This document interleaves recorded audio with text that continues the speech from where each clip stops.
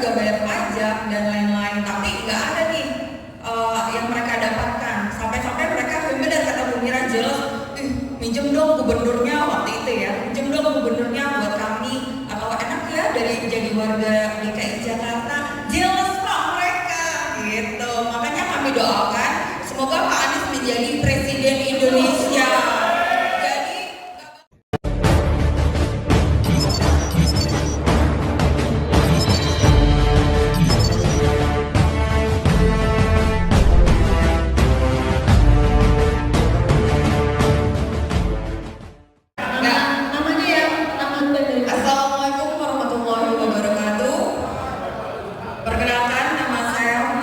Saya dari SPSI, dari anak buahnya Pak Jumhur Hidayat dan juga Pak Arif Minardi. Kami juga dari SPK, Sahabat Pekerja Keadilan, yang kemarin May Day Pak Anies datang ya di acara ya. Pertanyaannya adalah, Bu Mira buru-buru banget sih Bu. Ya jadi gini Pak, di Jakarta ini kan banyak sekali pekerja yang bekerja di Jakarta, di DKI Jakarta, tapi rumahnya tuh di luar DKI Jakarta atau di Bekasi. Kira-kira menurut Pak Anies apa sih sumbangsih negara atau pemerintah untuk pekerja-pekerja yang ada di luar DKI Jakarta? Kan mereka juga bayar pajak dan lain-lain, tapi nggak ada nih yang mereka dapatkan. Sampai-sampai mereka dan kata Bu Mira jelas, minjem dong gubernurnya waktu itu ya, minjem dong gubernurnya buat kami, atau enak ya dari jadi warga DKI Jakarta. Jelas Pak mereka gitu. Makanya kami doakan semoga Pak Anies menjadi Presiden Indonesia. Jadi gak bakalan ada lagi tuh hati-hati yang terluka nanti. Oke, itu aja sih Pak. Terima kasih. Assalamualaikum warahmatullahi wabarakatuh. Satu lagi, Kok kasih pantun?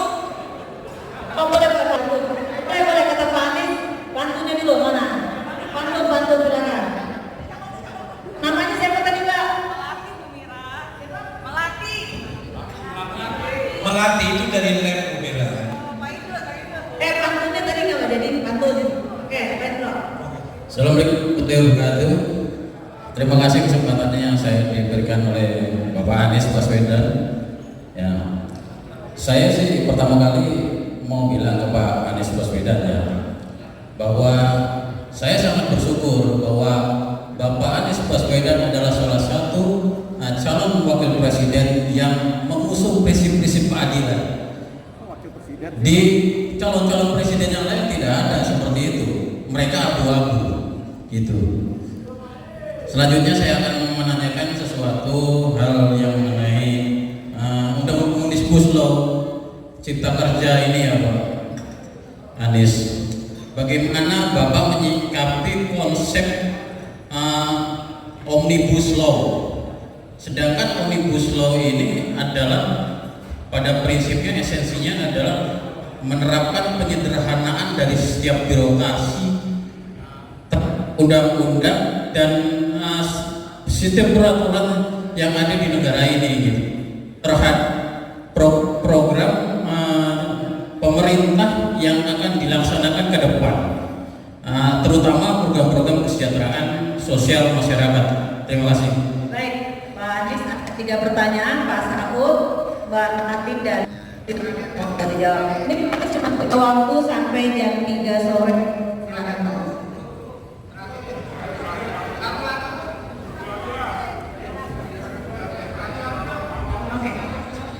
Oke, Pak Anies dibuka lagi.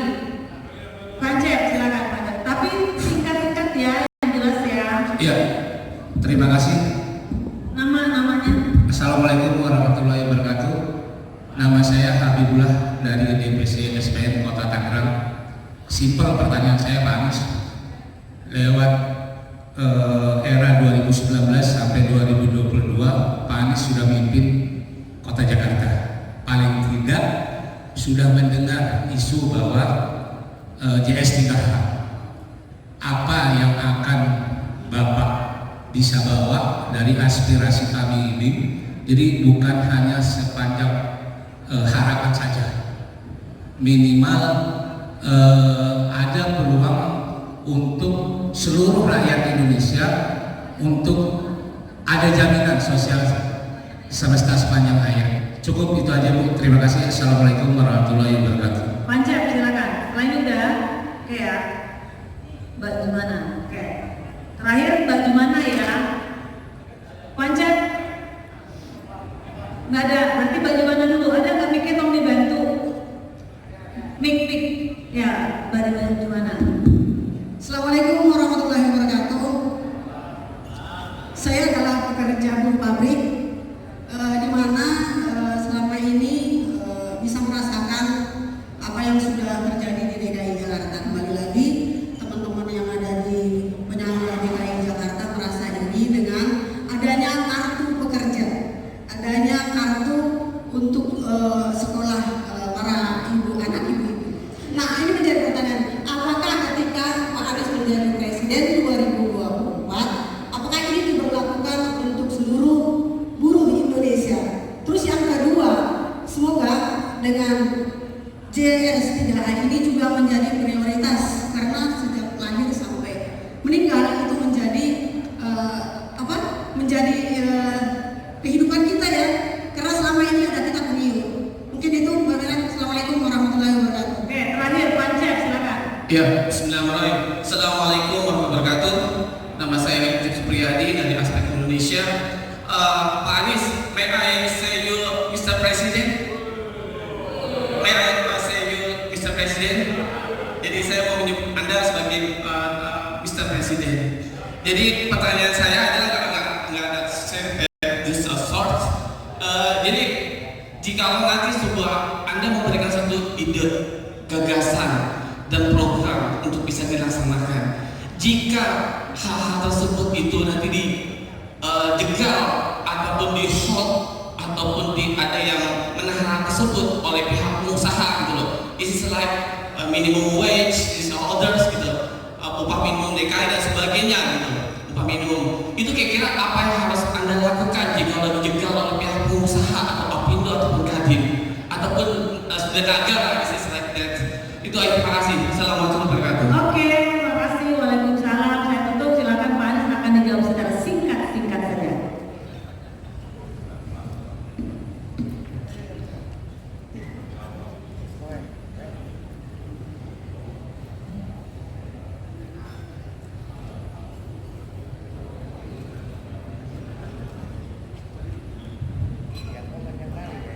Terima kasih kepada semua yang ikut partisipasi di sini.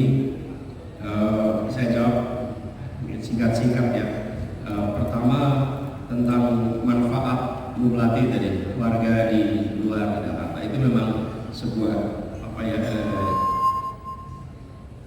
sebuah dilema ketika administrasi itu berbeda, batas administrasi itu berbeda dengan batas ekonomi.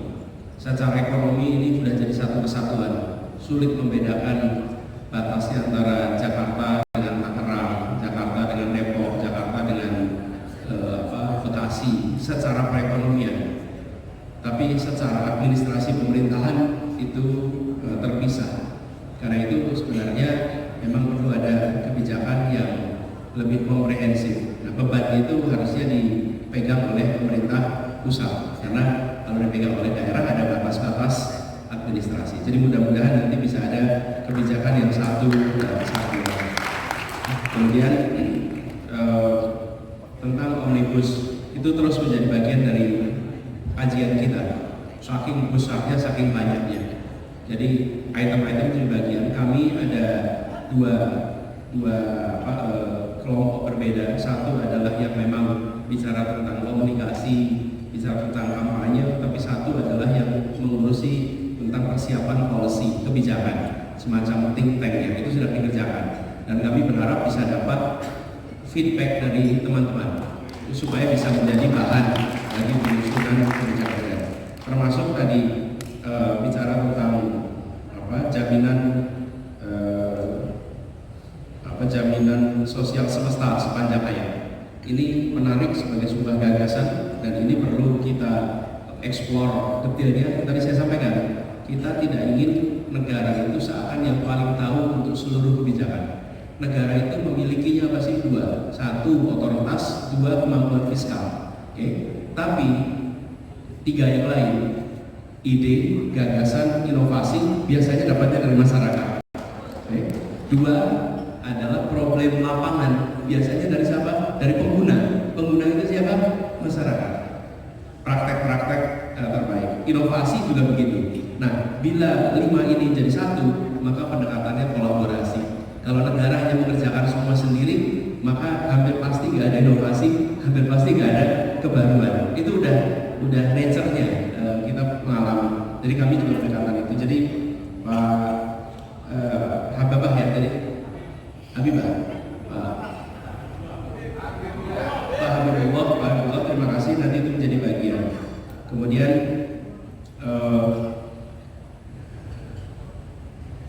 termasuk juga tentang kartu pekerja Jakarta. Jadi ada banyak kebijakan-kebijakan di Jakarta yang saat ini dalam fase kalkulasi, dalam fase pematangan bagaimana bila itu dilakukan di level nasional. Saat ini kita sedang melakukan itu.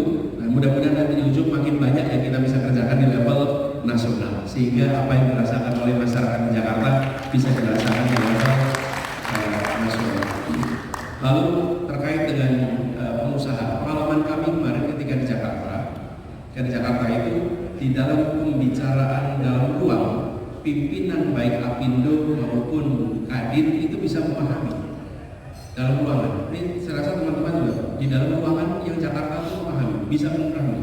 Tapi mereka terikat dengan perintah dari asosiasi di tingkat pusat.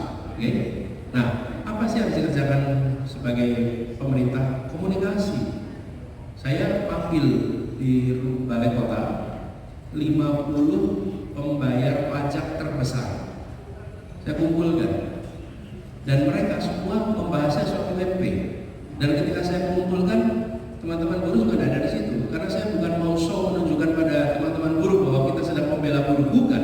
Saya mau meyakinkan pada pengusaha bahwa bila keadilan Anda laksanakan di Jakarta, maka seluruhnya akan punya suasana tenang dan produktivitas akan meningkat. Jakartanya akan makmur sama-sama.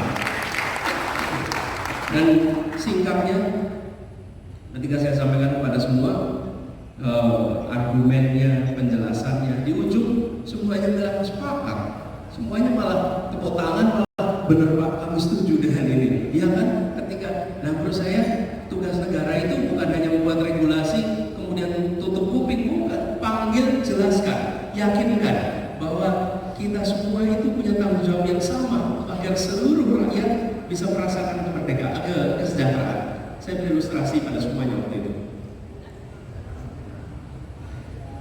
Saya tanya gitu, bapak-bapak ibu yang berkumpul di ruangan ini, kan cuma 50 orang, Pak. Ini 50 orang gede. Bapak ibu sekalian, 40 tahun yang lalu bapak tinggalnya di mana? Saya tunjuk satu. 40 tahun lalu bapak tinggal di mana? 40 tahun di mana? Yang dulu, semuanya. Saya mau tanya, apakah dulu bapak ibu sejahtera seperti sekarang? Tidak. Dulu bapak ibu itu juga miskin. Sekarang saya mau tanya, siapa yang kakeknya buta huruf di ruangan ini? 95% penduduk kita ini buta huruf pada saat kita merdeka. Jadi hampir pasti kakek-kakeknya ini buta huruf juga waktu itu. Nenek kita juga buta huruf. Sekarang negara sudah memberikan kepada Anda kesempatan untuk merasakan kesejahteraan yang luar biasa. Sekarang giliran Anda memberikan kesempatan untuk buruhnya merasakan peningkatan kesejahteraan. Kalau kita lupa giliran itu, kita ini sering sebagai penduduk partai ini insting kita yang penting saya naik kelas. Sesudah itu saya tidak usah pikirkan yang lain untuk ikut giliran naik kelas. Itu saya sering alami juga kalau lagi acara-acara Pak. Ini kalau lagi acara-acara, selesai acara itu kadang-kadang kita minta foto-foto Pak. Foto-foto bareng nih. Foto panis, foto rebutan untuk foto sama-sama. Itu susuan orang Jawa bilang, apa susuan itu ya? Berdesak-desakan, susuan. Desak-desakan foto selfie, semua udah ramai gitu. Nanti tidak lama itu, sesudah itu ada yang bilang, udah, panis capek, udah. Yang bilang siapa? Yang udah selfie. Yang udah selfie, udah. Saya bilang ini orang itu, jenengan itu, udah selfie terus bilang udah. Yang belum gimana? Saya bilang pada pengusaha itu, jangan seperti orang itu. Jadilah orang, yuk kita semua dapat kesempatan yang sama. Dong itu semua.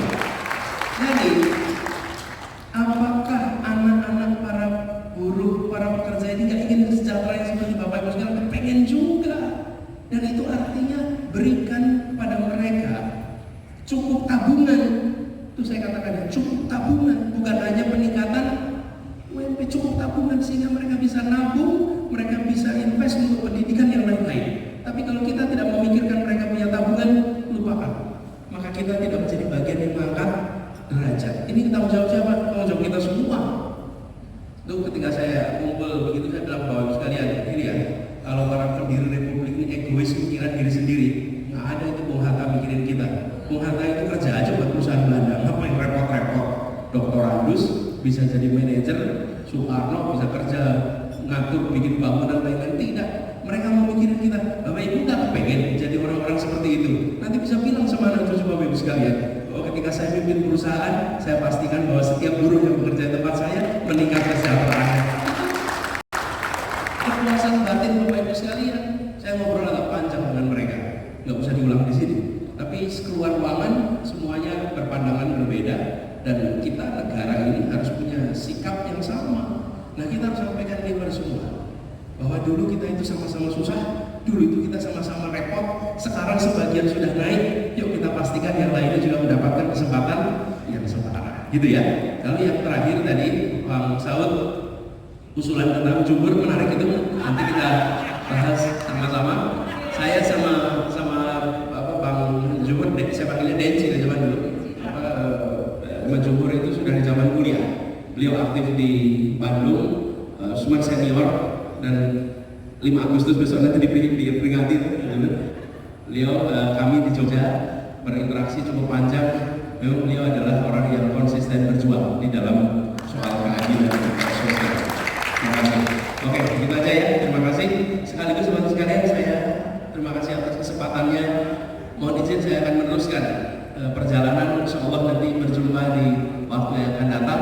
Titip salam untuk semua aktivis pergerakan di buruh dan pekerja. Assalamualaikum warahmatullahi wabarakatuh.